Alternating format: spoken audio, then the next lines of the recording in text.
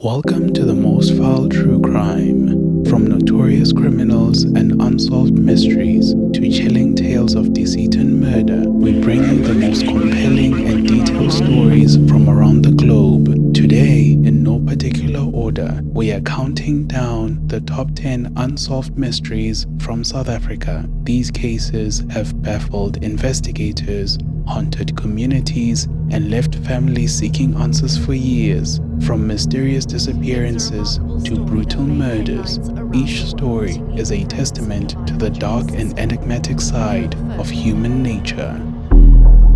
The murder of Robert Smit and his wife, 1977. Dr. Robert van Schalkwyk Smit was a prominent economist and a parliamentary candidate for South Africa's National Party. He was considered a rising star within the party and was tipped to become the future Minister of Finance. At the time of his death, he was campaigning for the November 1977 national elections in the Springs constituency near Johannesburg. On the evening of 22 November 1977, Robert Smit and Jean Cora were brutally murdered in their rented home in Selcourt, Springs. Jean Cora was shot multiple times and stabbed 14 times with a stiletto knife. Robert Smit was shot in the neck, head, back, and chest and was also stabbed once. The crime scene was described as an extremely professional hit. The bodies were discovered the next morning by the Smith's driver. The letters RAUTEM were spray painted in red across the fridge and kitchen walls. The meaning of this cryptic message has never been definitively explained, adding to the mystery of the case. The investigation into the murders was extensive but yielded little concrete evidence. The most widely accepted theory is that the murders were politically motivated. It is believed that Smit had uncovered large-scale corruption or fraud within the government and planned to expose it. He had reportedly told several people that he possessed explosive information. Shortly after the murders, there were rumors that Smit had uncovered a foreign currency racket involving high-level officials. This theory gained traction when the Sunday Express reported that police were considering this as a possibility. Some believe that the murders were committed by the South African security forces at the behest of a high-level politician or official. This theory is supported by the professional nature of the killings and the lack of progress in the investigation. In 2006, nearly 29 years after the murders, 3 men were identified as suspects. 2 of them were part of the apartheid-era security police, and the third was a member of a task team. Despite these developments, no arrests were made and the case remains officially unresolved. The case continues to captivate the public and serves as a stark reminder of the turbulent political climate of the time. The murder of Griffiths Mxenge, 1981. Griffiths Mxenge was born on 27 February 1935 in Kwarai, a rural settlement near King Williamstown in the Eastern Cape. He was a prominent anti-apartheid activist, lawyer, and member of the African National Congress. Mxenge was known for defending political activists and efforts to dismantle apartheid. Mxenge attended the University of Fort Hare, where he earned a BA degree in Roman Dutch law and English in 1959. He later enrolled for an LLB degree at the University of Natal. His studies were interrupted in 1966 when he was detained for 190 days and subsequently imprisoned for 2 years on Robben Island under the Suppression of Communism Act. After his release, he completed his LLB and was admitted as an attorney in 1974. Mxenge's legal practice in Durban became a hub for defending political activists. He represented numerous ANC members and other anti-apartheid activists, often at great personal risk. He was also involved in the Release Mandela Committee and was a founding member of the South African Democratic Lawyers Association. On the night of 19 November 1981, Griffiths was brutally murdered by an apartheid death squad led by Dirk Coetzee. He was abducted in Umlazi Township, south of Durban, and taken to a secluded area where he was stabbed 45 times, beaten with a hammer, and had his throat slit. His mutilated body was found near a soccer field in Umlazi. The murder of Griffiths Mxenge shocked the nation and drew international condemnation. In 1989, Butana Almond Nofomela, a former member of Coetzee's death squad, confessed to his involvement in Mxenge's murder just hours before he was scheduled to be executed for an unrelated crime. His confession led to further revelations about the activities of the apartheid death squads. During the Truth and Reconciliation Commission hearings in the 90s, Dirk Coetzee and other members of the death squad applied for amnesty and provided detailed accounts of their involvement in Mxenge's murder. The TRC hearings exposed the extent of the apartheid regime's brutality and the systematic targeting of anti-apartheid activists. Griffiths Mxenge's murder remains a poignant reminder of the sacrifices made by those who fought against apartheid. His wife, Victoria Mxenge, also an anti-apartheid activist and lawyer, continued his work until she too was assassinated in 1985. The Mxenge family is remembered. The Mxenge family is remembered for their unwavering commitment to justice and equality in South Africa. The death of Inge Lotz, 2005.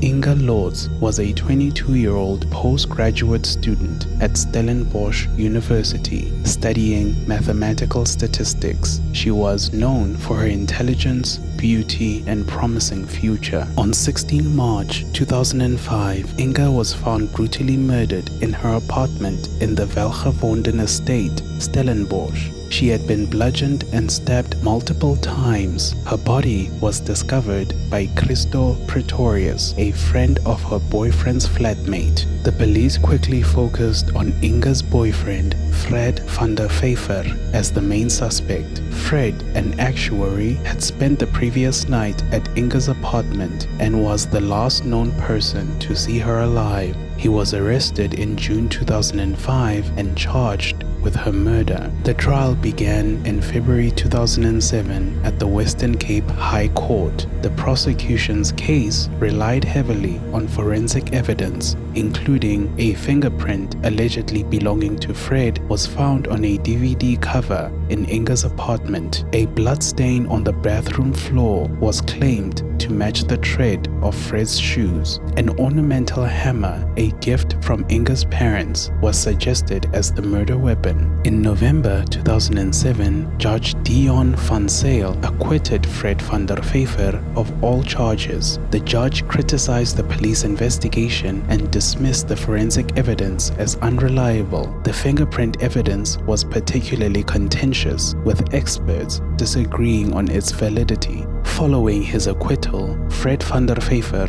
sued the South African Police Service for malicious prosecution. In 2011, he was awarded 46 million rands in damages, although this decision was later overturned on appeal. Despite the acquittal, the murder of Inge Lotz remains unsolved. Her parents, Professor Jan and Juanita Lotz, have continued to seek justice for their daughter. They offered a 1 million rand reward for information leading to the resolution of the case and hired renowned detective Piet Bielefeld to reinvestigate. Several theories have emerged over the years. Some believe that jealousy or relationship issues may have played a role in the murder. Another theory suggests that Inge may have been a victim of a random attack. There are speculations about a possible cover-up due to the influence and connections of those involved. The case of Inge Lotz, it highlights the complexities and challenges of forensic investigations and the quest for justice in high-profile cases. The disappearance of Mbuyisa Makhubu, 1976.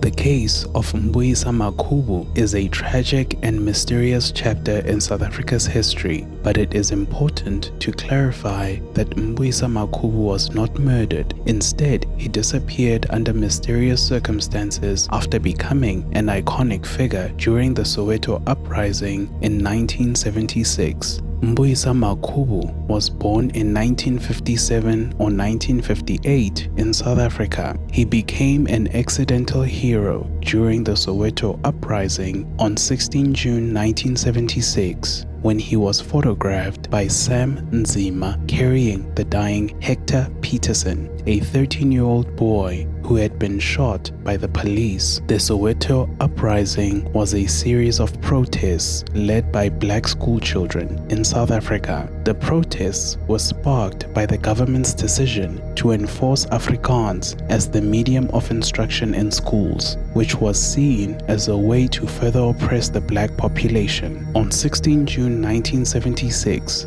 thousands of students took to the streets in Soweto to protest. The police responded with violence, and Hector Peterson was one of the first casualties. This photograph became one of the most iconic images of the anti-apartheid struggle, symbolizing the brutality of the apartheid regime. After the publication of the photograph, Mbuyisa Makhubu became a target for the apartheid security forces. He was harassed and threatened, which forced him to flee South Africa. His mother, Nombulelo Makhubu, testified to the Truth and Reconciliation Commission that she received a letter from him from Nigeria in 1978, but she had not heard from him since. She passed away in 2004 without knowing the fate of her son. After fleeing South Africa, he was reportedly given refuge in Nigeria along with other South African activists. He attended a boarding high school in Nigeria but did not settle there and moved on within a year.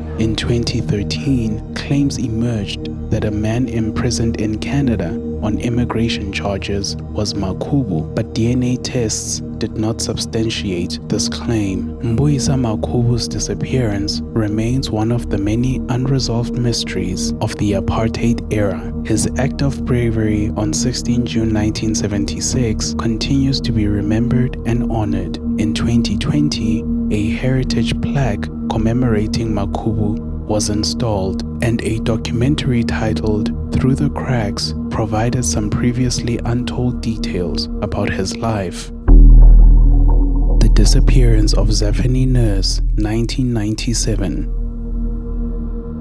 The disappearance and eventual discovery of Zephany nurse is one of South Africa's most extraordinary and heart-wrenching stories. Zephany nurse was born on 28 April 1997 at Groote Hospital in Cape Town, South Africa. Just 2 days later, on 30 April, she was abducted from the hospital by a woman dressed as a nurse. Her parents, Celeste and Mornay nurse, were devastated and launched a desperate search for their newborn daughter. Celeste nurse had just given birth via cesarean section and was resting in her hospital room when a woman in a nurse's uniform entered, offering to comfort the baby. Celeste fell asleep, and when she awoke, Zephany was gone. Despite extensive searches and media appeals, no trace of the baby was found. 17 years later, in 2015, an astonishing coincidence led to the discovery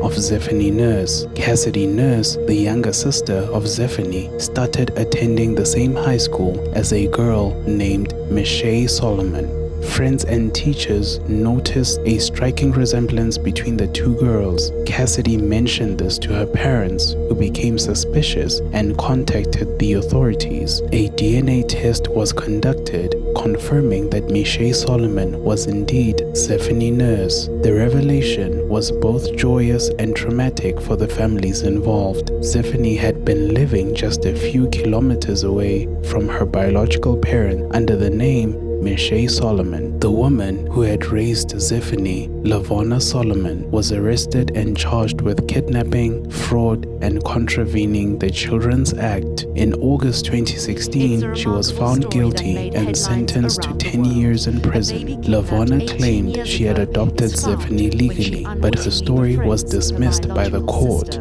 The discovery of her true identity was a profound shock for Zephany. She chose to keep the name Mxenge Solomon and continued to live with the man she had known as her father, who was absolved of any involvement in the kidnapping. Mxenge has since authored a book about her experiences titled Zephany, Two Mothers, One Daughter, An Astonishing True Story. The case of Zephany Nurse highlights the complexities of identity and long-lasting impact of abduction. It also underscores the importance of community vigilance and the power of DNA technology in solving long-standing mysteries. Disappearance of the Cradock 4, 1985. The Cradock 4 were a group of anti-apartheid activists from the town of Cradock in the Eastern Cape. The group consisted of Matthew Koniwe, a teacher and community leader; Fort Kalata, a teacher and political activist; Scelo Mhlauli, a school principal and activist; Sparrow Mkhonto, a railway worker and activist. On 27 June 1985, the Cradock 4 were returning to Cradock from a United Democratic Front meeting in Port Elizabeth. They were intercepted by members of the South African Security Police near Port Elizabeth. The 4 men were abducted, brutally tortured, and murdered. Their bodies were later found burned and mutilated near Blue Water Bay, a suburb of Port Elizabeth. The initial investigation into the murders was marred by the apartheid government's attempt to cover up the involvement of the security forces. However, a second inquest in 1994 revealed that the killings were part of a state-sanctioned operation to eliminate anti-apartheid activists. During the TRC hearings in the 90s, it was revealed that the Cradock 4 had been targeted for assassination by the apartheid regime. The TRC hearings exposed the extent of the state's involvement in the murders and the systematic targeting of activists. Several members of the security police applied for amnesty and provided detailed accounts of their involvement in the killings. The murder of the Cradock 4 had a profound impact on the anti-apartheid movement. Their deaths galvanized resistance against the apartheid regime and highlighted the brutal tactics used by the state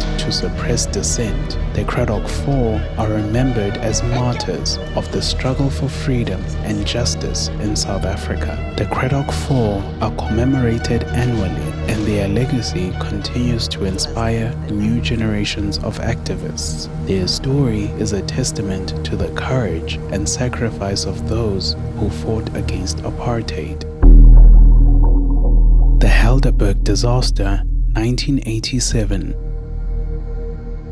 South African Airways Flight 295, a Boeing 747-244 Kumbi named Helderberg, was a scheduled international passenger flight from Chiang Kai-shek International Airport in Taipei, Taiwan, to Jan Smuts, now OR Tambo International Airport in Johannesburg, South Africa, with a stopover at Pleasance Airport in Mauritius. On 28 November 1987, the Helderberg departed from Taipei with 140 passengers and 19 crew members on board. The aircraft was a Kumbi model, meaning it carried both passengers and cargo on the main deck. During the flight, a catastrophic fire broke out in the cargo hold. As the flight was cruising over the Indian Ocean, the crew reported smoke in the cockpit and declared an emergency to Mauritius Air Traffic Control. The crew attempted an emergency descent, but communication was lost shortly after. The aircraft broke up in mid-air and crashed into the ocean. east of Mauritius, killing all 159 people on board. An extensive salvage operation was launched to recover the aircraft's flight recorders. One of the recorders was found at the depth of 4,900 meters, approximately 16,100 feet. The official inquiry, led by Judge Cecil Margot, was unable to determine the exact cause of the fire. There were speculations about the nature of the cargo,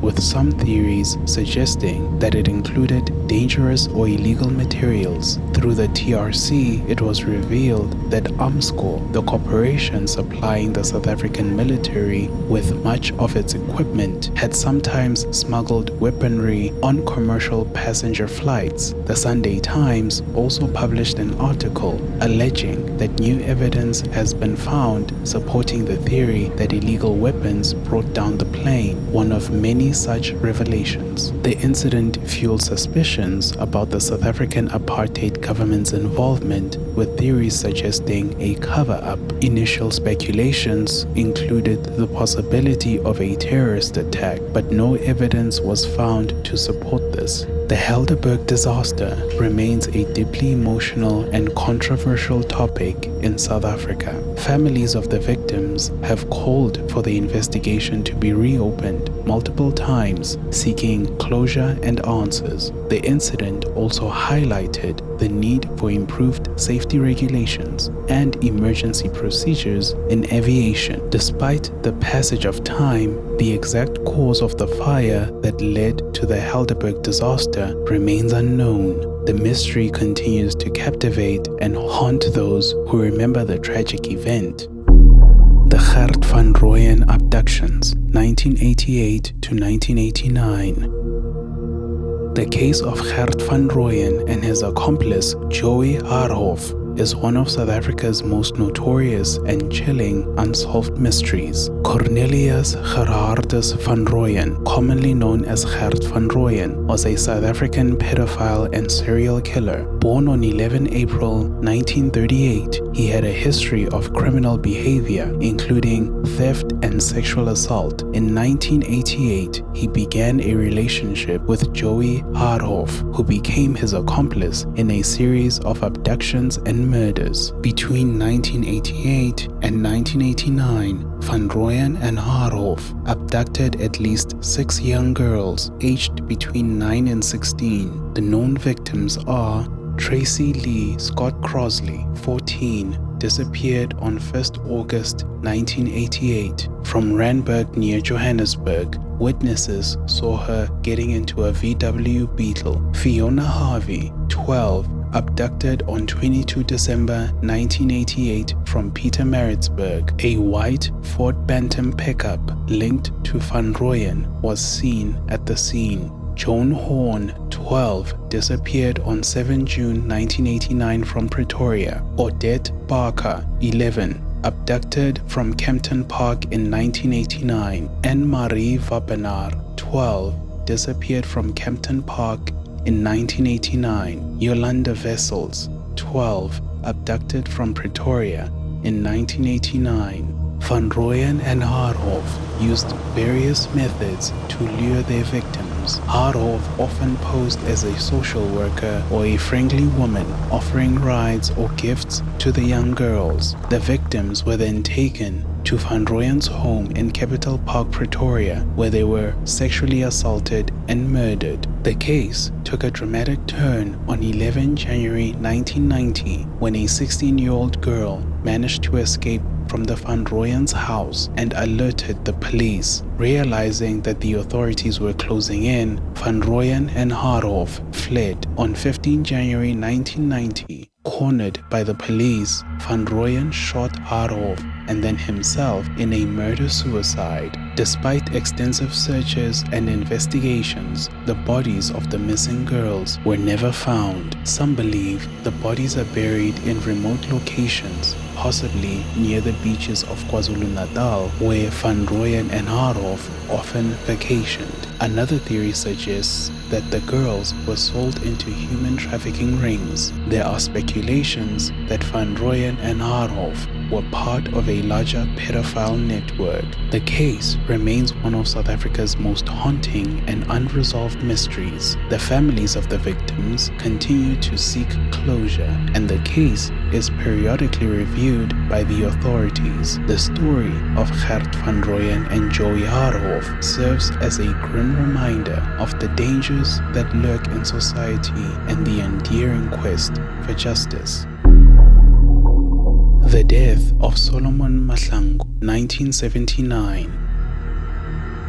Solomon Kalushi Mahlangu was born on 10 July 1956 in Mamelodi, Pretoria, raised by his mother Martha Mahlangu after his father left in 1962. Solomon attended Mamelodi High School but did not complete his education due to the school's closure amid the 1976 Soweto uprising. In September 1976, Mahlangu joined the African National Congress and left South Africa to receive military training with Umkhonto weSizwe, the armed wing of the ANC. He trained in Angola and Mozambique, learning sabotage, military combat, and politics. In June 1977, Mahlangu and his comrades Mondi Motlowung and George Lucky Mahlangu returned to South Africa through Swaziland, carrying arms and pamphlets. On 13 June 1977, the group was intercepted by the police in Johannesburg. During the ensuing gun battle, 2 civilians were killed and Mahlangu and Motlowung were arrested. Although Mahlangu did not fire any shots, he was charged with 2 counts of murder, 2 counts of attempted murder, and various charges under the Terrorism Act. Mahlangu's trial began on 7 November 1977. Despite evidence suggesting that Motlowung was responsible for the killings, court found Mahlangu guilty under the doctrine of common purpose. He was sentenced to death on 2 March 1978. Despite international outcry and appeals for clemency, Mahlangu's sentence was upheld. On 6 April 1979, at the age of 22, Solomon Mahlangu was executed by hanging at Pretoria Central Prison. His last words were a powerful message of defiance and hope. "My blood will nourish the tree that will bear the fruits of freedom. Tell my people that I love them. They must continue the fight." Solomon Mahlangu's execution provoked widespread condemnation and became a rallying point for the anti-apartheid movement. He was posthumously awarded the Order of Mendi for bravery in gold in 2005. His legacy is commemorated in many ways, including the Solomon Mahlangu Freedom College and the Solomon Mahlangu Square in Mamelodi. The Kruger Millions. The legend of the Kruger Millions is one of South Africa's most enduring mysteries, dating back to the Second World War, 1899 to 1902. During the Second World War, as British forces advanced towards Pretoria, President Paul Kruger of the South African Republic decided to safeguard the nation's wealth from falling into enemy hands. This wealth, known as the Kruger Millions, is believed to consist of gold bars, coins, and other valuables. On 4 June 1900, as British troops closed in on Pretoria, Kruger and his government fled the capital. Orders were given to empty the South African Mint and the National Bank. The gold was collected, weighted, and recorded before being transported to the Pretoria train station. The treasure was loaded onto a train bound for Machado Dor in the Lowveld, where Kruger and his associates set up temporary offices. The train carrying the gold left Pretoria and arrived in Middelburg the next day. From there, the gold was managed and used to pay debts and purchase supplies for the Boer forces. On 31st August 1900, a massive portion of the gold was handed over to a German firm, Wilken & Ackerman, in Lourenço Mark, now Maputo, Mozambique. This firm credited the South African Republic government's account and supplied the Boer forces with provisions. Despite these transactions, discrepancies in the recorded amounts of gold led to the legend of the Kruger Millions. The British records suggest that a gold worth approximately £2.4 million, around 542,500 ounces, was confiscated from various gold mines. However, the gold sent to Middelburg was valued at only £750,000, around 170,000 ounces. This significant difference fueled speculation about the missing gold. Several theories have emerged over the years regarding the fate of the Kruger Millions. Some believe that part of the treasure was buried in the Lowveld area, possibly near the Blythe River or Leedsdorp. In 1905, a man named John Halthausen claimed he was hired to bury gold and diamonds worth £2 million. However, he disappeared before revealing the exact location. Another theory suggests that Kruger took a substantial amount of the gold with him when he fled to Europe towards the end of 1900. Some historians argue that the gold was used to finance the Boer War effort, paying for supplies and provisions. Despite numerous searches and investigations, the Kruger Millions have never been found. The legend continues to captivate treasure hunters and historians alike, with many still hoping to uncover the hidden treasure one day. And there you have it, the top 10 unsolved mysteries from South Africa. Each of these cases is a haunting reminder of the unknowns that still linger in our world. From the haunting murder of Griffiths, Mxenge, and disappearance of Mbuyisa Makhubu, these stories continue to captivate and confound us. They remind us of the importance of seeking justice and the relentless pursuit of truth. Thank you for tuning in to the Most Foul True Crime. If you enjoyed this episode, please do not forget to subscribe, leave a review, and follow us on all social platforms at the Most Foul True Crime.